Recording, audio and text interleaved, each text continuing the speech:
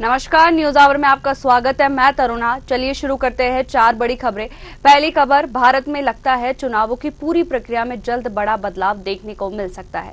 संसद के शीतकालीन सत्र का 17वां दिन है। केंद्रीय कानून मंत्री अर्जुन राम मेघवाल ने लोकसभा के पटल पर एक देश एक चुनाव के लिए 229वां संविधान संशोधन बिल पेश किया। एक देश एक चुनाव बिल पेश होने के बाद सांसदों को इस पर बोलने का समय दिया गया। कई पार्टियों की आपत्ति के बाद बिल को दोबारा पेश करने को लेकर इलेक्ट्रॉनिक वोटिंग हुई। पक्ष में 220, विपक्ष में 149 वोट पड़े। स्पीकर ने कहा कि जिन सदस्यों को वोट बदलना हो वे पर्ची ले ले। इसके बाद हुई काउंटिंग में पक्ष में 269 और विपक्ष में 198 मत पड़े। कानून मंत्री मेघवाल ने दोबारा बिल पेश किया है। अमित शाह ने सदन में कहा कि बिल जब कैबिनेट में आया था तब प्रधानमंत्री नरेंद्र मोदी ने कहा था कि इसे संयुक्त संसदीय समिति को भेजना चाहिए। विरोध में सपा सांसद धर्मेंद्र यादव ने कहा, one nation one election bill BJP की देश में तानाशाही लाने की कोशिश है।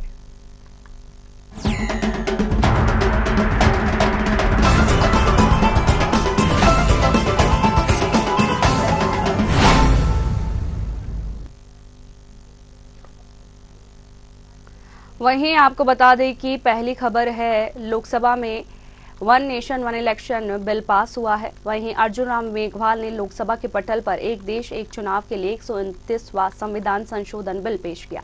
एक देश एक चुनाव बिल पेश होने के बाद सांसदों को इस पर बोलने का समय दिया गया। कई पार्टियों की आपत्ति के बाद बिल को दोबारा पेश करने को लेकर इलेक्ट्रॉनिक वोटिंग हुई। पक्ष में 220, विपक्ष में 149 वोटिंग पड़े। वहीं स्पीकर ने कहा कि जिन सदस्यों को वोट बदलना हो वे पर्ची ले ले। इसके बाद हुई काउंटिंग में पक्ष में 269 और विपक्ष में 198 मत पड़े। कानून मंत्री अर्जुन राम मेघवाल ने दोबारा बिल पेश किया। अमित शाह ने कहा सदन में कि बिल जब कैबिनेट में आया था तब प्रधानमंत्री नरेंद्र मोदी ने कहा था कि इसे संयुक्त संसदीय समिति को भेजना चाहिए। विरोध में सपा सांसद धर्मेंद्र यादव ने कहा कि one nation one election bill BJP के देश में तानाशाही लाने की कोशिश है। वहीं इस पर ज्यादा चर्चा के लिए हमारे साथ वरिष्ठ पत्रकार डॉक्टर आर के शुक्ला जी जुड़ गए। डॉक्टर आर के शुक्ला जी, आपका बहुत बहुत स्वागत है न्यूज आवर पर। One nation one election bill को आप किस तरीके से देखते हैं? देखिए, मेरी नजर में एक बहुत ही विकृतिकारक वो बिल आया है, जिसके जिसमें जो चुनाव से संबंधित होते थे उन पर लगाम लगेगी। जो पैसा चुनाव में खर्च होने की जगह देश के विकास में लगेगा। इसलिए मुझे लगता है कि ये बहुत अच्छा बिल है। सभी देशवासियों को उसका स्वागत करना चाहिए। जी, लोकसभा जो बिल पेश किया गया लोकसभा में वन नेशन वन इलेक्शन, इसको लेकर विपक्ष ने भी निशाना साधा है। साथ ही कहा है कि ये जो बार बार इलेक्शंस होते हैं, जो एक बार इलेक्शन करवाए जा सके। साथ ही लोकसभा में, अब के राज्यसभा में भी बिल पेश में कोई आनाकानी तो नहीं होगी? नहीं, देखो, जैसा कि आज अपने लोकसभा में देखा कि इस बिल के 129वां संविधान संशोधन बिल पेश किया गया है कानून मंत्री के द्वारा वन नेशन वन इलेक्शन से संबंधित। 269 वोट पड़े हुए हैं और विपक्ष में 198, मतलब 71 एमपीओ की ज्यादा बहुमत से ये बिल पास किया गया है। जी जी, मुझे नहीं लगता कि राज्यसभा में भी इसमें किसी को पास करने में किसी प्रकार की कोई परेशानी या किसी प्रकार की कोई परेशानी सरकार महसूस करेगी। जो ये बिल है वो दूसरी बार पेश किया गया है। साथ ही पहली बार इलेक्ट्रॉनिक मशीन का भी प्रयोग किया गया है। नहीं, जो हमारी विपक्षी पार्टियां आरोप लगाती है कि ये ना मशीनों में खराबी है, तो उनका ये आरोप भी यहाँ खत्म हो गया। आपको दोनों प्रकार से वोटिंग करने का सुविधा प्रदान की गई है लोकसभा अध्यक्ष द्वारा। जी, और विपक्ष का आरोप भी है कि बीजेपी देश में तानाशाही बनाने की कोशिश कर रही है। नहीं, ये आरोप में कोई सत्य नहीं है, निराधार है। क्योंकि हमारे देश के जिन राज्यों में विपक्षी पार्टियों या विपक्षी दलों की सरकारें हैं, अगर भारतीय जनता पार्टी को फायदा मिलने जा रहा है तो ये फायदा उनको भी मिलेगा। मुझे नहीं लगता कि इसमें कुछ भी सच्चाई है। हाँ, इसका जो फायदे है वो कहीं ज्यादा है। एक बार चुनाव हो जाएंगे, 5 साल सरकार को अपनी नियमों और नीतियों को बनाने में और इम्प्लीमेंट करने में बीच बीच में जो आचार संहिता का एक सामना करना पड़ता है, उससे कम से कम मुक्ति मिलेगी, वो राज्य सरकारें हो या केंद्र सरकार हो। जी, जो बिल पेश हुआ है वन नेशन वन इलेक्शन, वो काफी सही है। देखा जा रहा है कि अब ये पास होगा और जल्द ही एक बार, जैसे कि बार बार इलेक्शन, विधानसभा अलग इलेक्शन होते थे, फिर लोकसभा होते थे, फिर नगरीय निकाय होते थे, अब एक साथ ही इलेक्शन हो गए, जो कि भारत के लिए काफी अच्छा है। फिलहाल तमाम जानकारियों के लिए आपका बहुत बहुत शुक्रिया।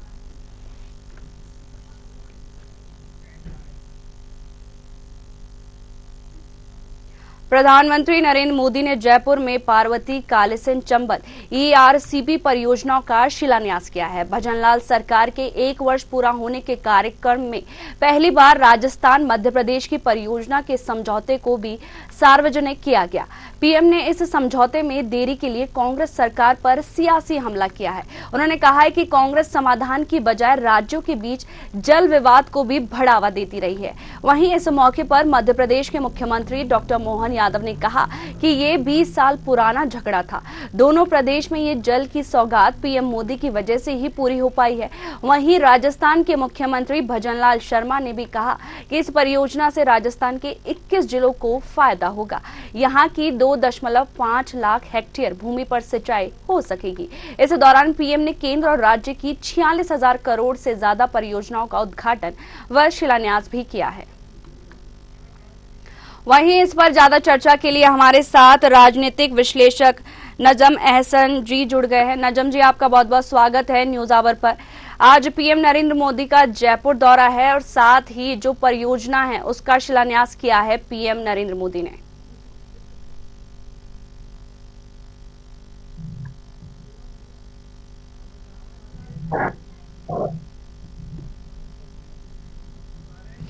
मेरी आवाज आ पा रही है आपको?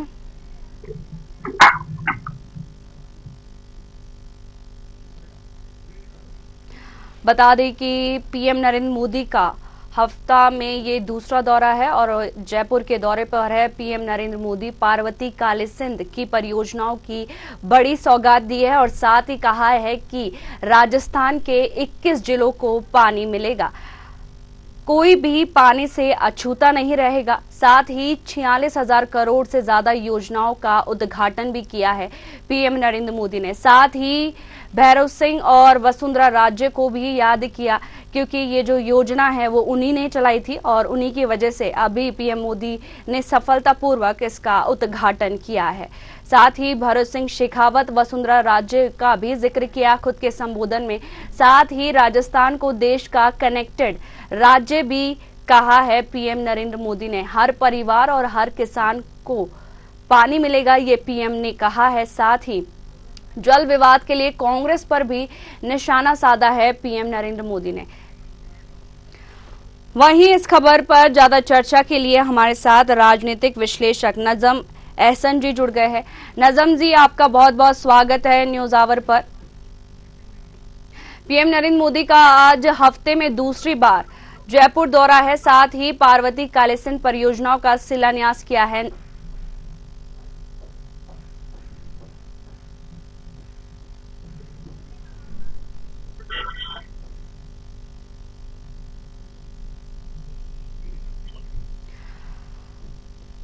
पीएम नरेंद्र मोदी का हफ्ते में ये दूसरा दौरा है, साथ ही पार्वती कालीसिंध परियोजना का उद्घाटन किया है, जो कि मध्य प्रदेश और राजस्थान को जोड़ेगी। साथ ही इसी दौरान डॉक्टर मोहन यादव और भजनलाल शर्मा के साथ ही पीएम नरेंद्र मोदी ने इसका उद्घाटन किया है। और आपको बता दें कि विजुअल के जरिए तीनों एक ही मंच पर मौजूद है और पीएम मोदी ने इस परियोजना का उद्घाटन किया है। साथ ही पीएम मोदी ने कांग्रेस पर निशाना भी साधा है।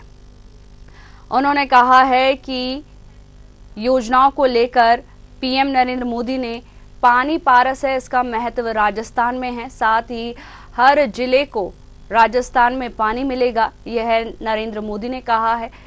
वहीं महिला स्वयं सहायता समूह के लिए भी 8 लाख करोड़ की सौगात दी है पीएम नरेंद्र मोदी ने।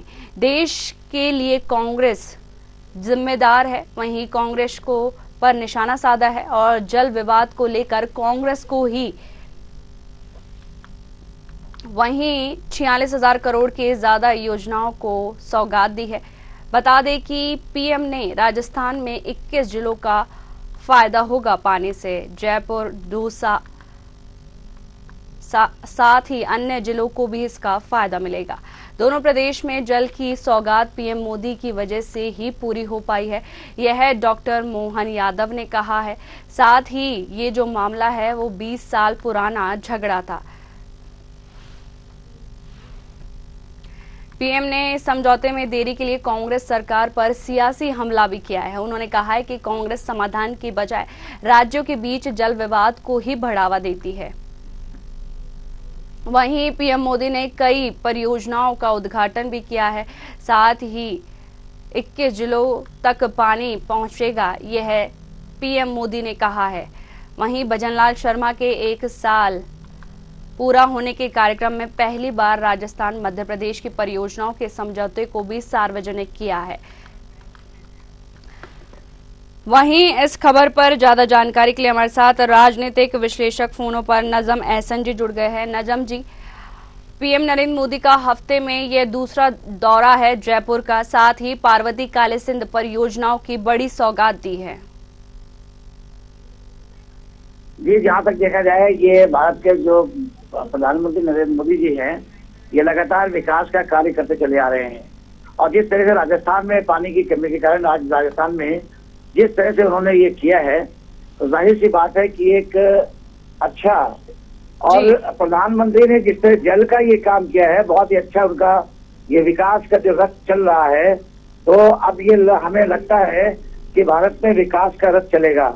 और राजस्थान जैसी जगह में इन्होंने जिस तरह से ये पानी का जल का जो काम किया है, तो वो एक तरह से बहुत ही एक अच्छा और एक ये अच्छा संदेश जा रहा है देश के लिए। जी, पीएम मोदी ने कांग्रेस पर निशाना भी साधा है और साथ ही कहा है कि कांग्रेस की वजह से जो काम है वो रुके हुए थे। कांग्रेस की जहां तक बात करें तो कांग्रेस ने आज तक जिस तरह से भारत के प्रधानमंत्री नरेंद्र मोदी जी जो काम कर रहे हैं, तो कांग्रेस ने कभी इस पर काम नहीं किया। अगर कांग्रेस ने काम किया होता तो जाहिर सी बात है कि ये इसको देखने को मिलता। लेकिन प्रधानमंत्री जिस तरह से हर एक जगह पे दौरा करके और जिस तरह से ये जल का काम कर रहे हैं, एक परियोजना भी ये ले आया कि जल कल की एक परियोजना भी आई थी, प्रधानमंत्री ने की थी पिछले साल से, और अभी भी वो जारी है। हर घर में जल पहुंचाना उनका काम था। इसी तर्ज पर उन्होंने एक ये राजस्थान में किया है। जी, तो एक अच्छा संदेश जा रहा है ये देश के लिए। जी, जो ये परियोजना है वो राजस्थान ही नहीं बल्कि मध्य प्रदेश को भी पानी पहुंचाएगी। और इसी दौरान उद्घाटन के समय उद्घाटन के समय भजनलाल शर्मा साथ ही डॉक्टर मोहन यादव भी वहां पर मौजूद थे। मध्य प्रदेश के लिए भी एक अच्छा संदेश है, जो कि मध्य प्रदेश जाहिर सी बात है लगातार भारतीय जनता पार्टी की सरकार रही वहां पर। अब प्रधानमंत्री जी इस बारे में सोच रहे हैं कि हर घर में जल पहुंचे, और जो जिस तरह से इन्होंने किया है, और एक देश के लिए एक अच्छा मैसेज है। मैं फिर भी बता दूं, चाहे राजस्थान हो, चाहे वो असम सरकार हो, चाहे वो मध्य प्रदेश हो, उत्तर प्रदेश हो, कहीं भी हो, तो प्रधानमंत्री बहुत अच्छा इस वक्त जो कार्य कर रहे हैं। और कोई इसमें कहने में वो नहीं है कि जो उद्घाटन आज किया है ये बहुत अच्छा संदेश है ये देश के लिए। जी, राजस्थान को एक बहुत ही अच्छी सौगात मिली है। राजस्थान ही नहीं बल्कि मध्य प्रदेश को भी 46,000 करोड़ की सौगात मिली है, जो कि 20 साल पुराना मामला चल रहा था। फिलहाल तमाम जानकारियों के लिए आपका बहुत बहुत शुक्रिया।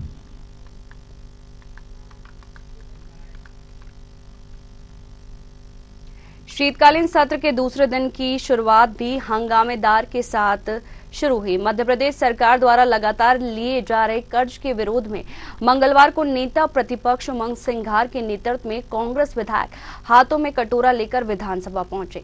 विधानसभा परिसर में गांधी प्रतिमा के सामने जमकर नारेबाजी की। उप नेता प्रतिपक्ष हेमंत कटारे ने कहा, ये कटोरा दिखा रहा है कि भाजपा सरकार मध्य प्रदेश को भिखारियों का प्रदेश बनाने की और ले जा रही है। मध्य प्रदेश में हर तरफ व्यक्ति पर कर्ज करीब 50,000 रुपए हो चुका है। इस कर्ज से सरकार की सुख सुविधाएं पूरी हो रही है। वहीं सागर की खुरई सीट से भाजपा विधायक पूर्व मंत्री भूपेंद्र सिंह ने एक बार फिर अपनी ही सरकार को घेरा है। पूर्व मंत्री ने कहा कि उन्होंने व्यवस्था सुधारने के लिए कहा। भूपेंद्र सिंह ने कहा कि वे विधायक है, ये उनकी ड्यूटी है। सरकार के लोग ध्यान में नहीं लाएंगे तो गड़बड़ी ठीक कैसे होगी? हम अधिकारियों को खुली छूट दे रहे हैं क्या? दरअसल सोमवार को उन्होंने स्कूल में बच्चों के यौन शोषण का मामला उठाते हुए कहा था कि प्रदेश में इस तरह की घटनाएं कई स्कूलों में हो रही है। अशासकीय शैक्षणिक व्यवस्थाओं के नाम पर व्यापार चल रहा है। वहीं आपको बता दें कि शीतकालीन सत्र का दूसरा दिन भी हंगामेदार रहा। विपक्ष कटोरा लेकर सदन के बाहर पहुंचे, वहीं उनको रोक लिया गया। वहीं सदन में कई मुद्दे भी उठाए गए हैं। वहीं एमपी में हर तरफ व्यक्ति पर 50,000 रुपए का कर्ज हो चुका है। इस कर्ज में सरकार की सुख सुविधाएं भी पूरी हो रही है। वहीं आपको बता दें कि खुरई सीट से भाजपा विधायक पूर्व मंत्री भूपेंद्र सिंह ने एक बार फिर अपनी ही सरकार को घेरा है। चाहे वो कांग्रेस हो, सपा हो, लगातार शीतकालीन सत्र के दौरान सरकार को घेरने की रणनीति बना जा रही है। पूर्व मंत्री ने कहा उन्होंने व्यवस्था सुधारने के लिए कहा है। भूपेंद्र सिंह ने कहा कि ये विधायक है, ये उनकी ड्यूटी है और सरकार के लोग ध्यान में नहीं लाएंगे तो गड़बड़ी ठीक कैसे होगी? हम अधिकारियों को खुली छूट दे रहे हैं। वहीं उन्होंने स्कूलों में बच्चों के यौन शोषण का मामला उठाते हुए कहा था कि प्रदेश में इस तरह की घटनाएं कई स्कूलों में हो रही है। अशासकीय शैक्षणिक संस्थाओं के नाम पर व्यापार चल रहा है। मध्य प्रदेश का शीतकालीन सत्र दूसरे दिन भी हंगामेदार रहा। वहीं किसानों का मुद्दा, धान का मुद्दा भी उठाया गया संसद में। साथ ही जो विपक्ष है वो कटोरा लेके पहुंचे थे, पर उनको रोक लिया गया था।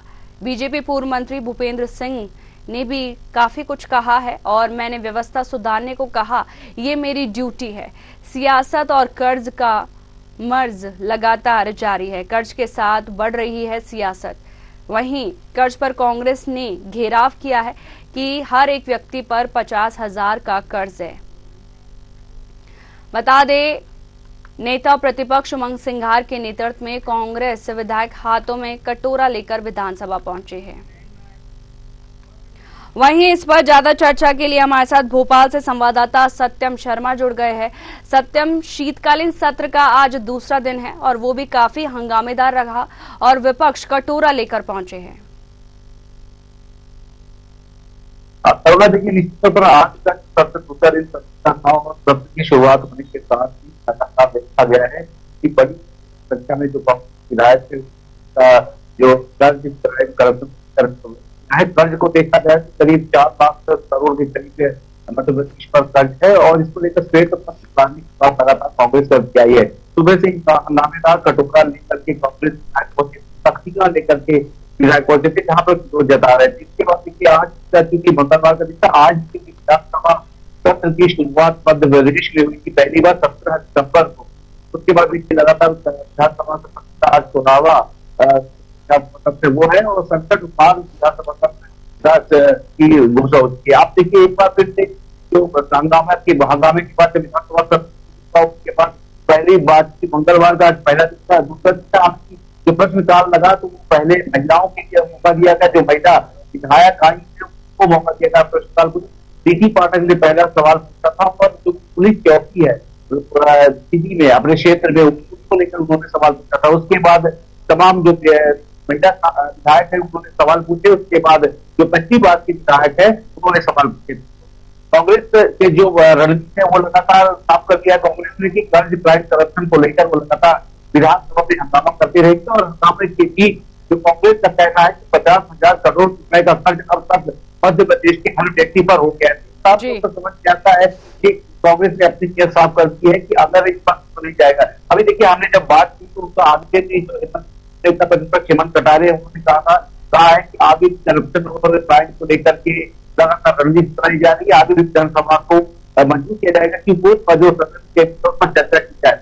आप देखिए, श्वेत पत्र के साथ साथ कई विषय है जिन पर चर्चा करने के लिए करें। किसानों के लिए 31 रुपए, धान के रेट, गेहूं के रेट 27 रुपए, तमाम बातें की जा रही है। इसके साथ साथ जो महिलाओं के लिए 31 रुपए देने का वादा जो संकल्प पत्र बीजेपी ने किया है वो कहने के। हालांकि जो बीजेपी के पक्ष है उन्होंने उनका साफ तौर पर कहना है जो संकल्प पत्र के वादे हैं वो 3 साल के लिए, सेना के 1-2 साल के लिए होते हैं। 3 साल में महिलाओं के पैसे भी बढ़ाए जाएंगे। हालांकि जो चिंता भूतिया महिला एवं बाल विकास मंत्री ने साफ तौर पर कहा है कि जो महिला के लिए लाडली बहना योजना जो है उसके कारण निश्चित तौर पर बाल विकास जो महिला बाल विकास योजना उस पर फर्क पड़ रहा है और एक बड़ा अमाउंट जो है महिला बाल विकास के लिए जाता है।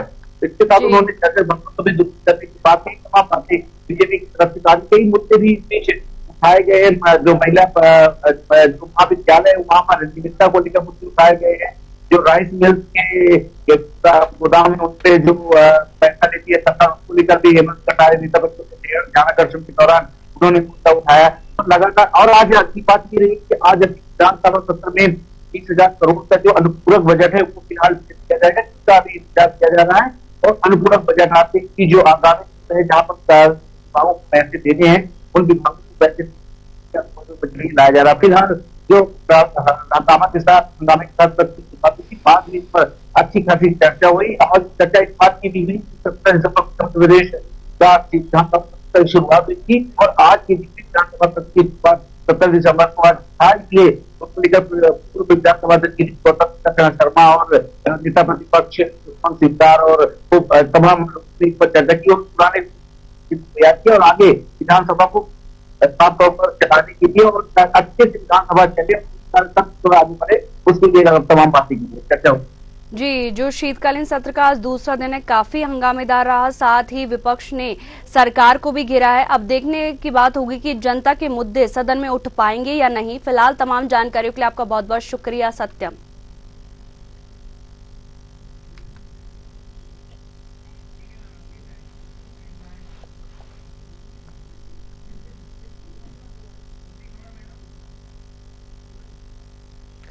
संबल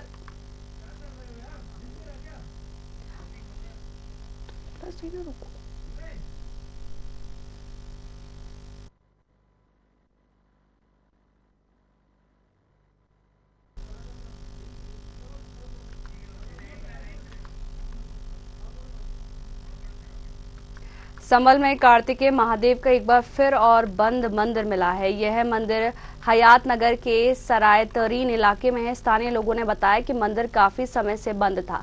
30 से 40 हिंदू परिवार पहले इलाके में रहते थे जो कि दंगे के बाद पलायन कर गए। ये इलाका मुस्लिम आबादी के बीच है। कार्तिकेय महादेव मंदिर के बगल में मकान का छज्जा तोड़ा गया। मुस्लिम मकान मालिक इसे खुद तोड़वा रहे हैं। उनका कहना है कि मंदिर ढक रहा था। कार्तिकेश्वर मंदिर के आसपास प्रशासन ने अतिक्रमण की नाप झोंक की।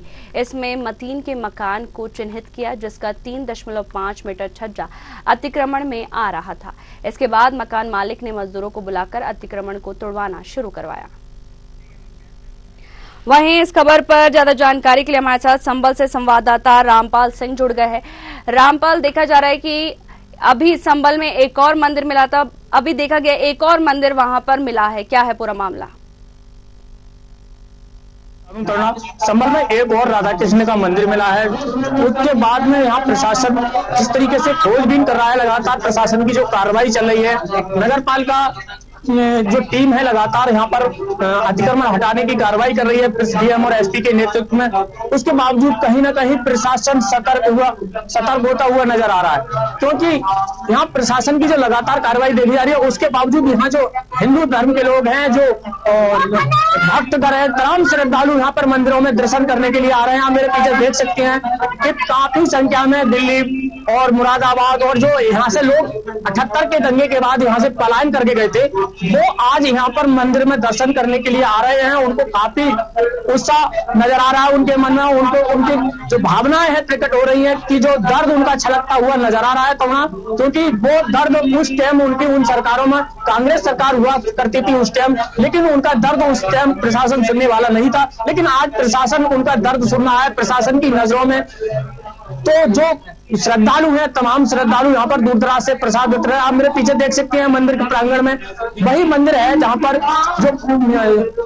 पर कभी मुस्लिम आक्रांताओं ने यहाँ पर संभल में जो कब्जे किए थे, तो कहीं ना कहीं इनकी जो मूर्तियां खंडित करे थे, कई कुएं यहाँ पर मिले हैं, जो 19 कूप बताए जाते हैं। उनमें से अब जो प्रशासन ने एक एसपी और डीएम ने एक और हिदायत दी है संबल के लोगों को कि जो अतिक्रमण कर रखा है उनको या तो स्वयं हटा लें या नहीं तो प्रशासन पूर्ण तरीके से कार्रवाई करने के लिए बाधित होगा, नहीं तो प्रशासन की कोई जिम्मेदारी नहीं होगा। वहीं जो कार्तिकेश्वर मंदिर है जो 2-3 दिन पहले मिला था, थाना प्रशासन की खोजबीन में प्रशासन जिस तरह यहाँ बिजली विभाग की टीम के साथ बिजली चोरी की कार्रवाई करने आया था, अतिक्रमण हटाने की कार्रवाई करने का आया था, वही मंदिर पर मैं खड़ा हूँ। तो वहां पर जब ये कार्तिका का मंदिर है जहां पर शिव परिवार पूरा विराजमान है, तो यहाँ पर जिस तरीके से प्रशासन यहाँ कार्रवाई करने आया था तो यहाँ पर अतिक्रमण से इस मंदिर को ढक दिया गया था, ताले लगे पाए गए थे। तो आज उस मंदिर के अतिक्रमण हटाने के लिए प्रशासन ने सख्त हिदायत दी है, तो उसके बावजूद जो मकान स्वामी है उसने खुद से अतिक्रमण हटाने की बात कही है कि मैं स्वयं से ही इस अतिक्रमण को हटा रही हूँ। 3.5 फीट ये छज्जा निकला हुआ है मस्जिद मंदिर का जो गुम्बद है पूरी तरीके से जो मकान स्वामी ने अवैध तरीके से कब्जा रखा था। वही कुएं की बात करी जाए तो कुएं की पूजा अर्चना शुरू हो गई है यहाँ पर। अब देखिए मैं तो बताना चाहूंगा, एक के बाद तरीके से प्रशासन की जो कार्रवाई देखी जा रही है उसके बाद जो एक के बाद एक नई परत खुलती नजर आ रही है। जिस तरीके से संभल बोला जाता है 68 में 19 कूप संभल में है, जो धार्मिक स्थल संभल में है जिनको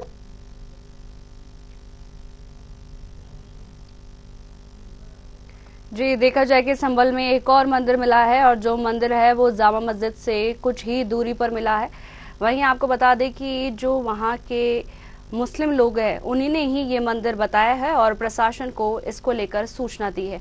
वहीं जैसे ही प्रशासन को इसकी सूचना मिली प्रशासन मौके पर पहुंचा है और वहां पर जांच पड़ताल में जुट गया है और यहीं पर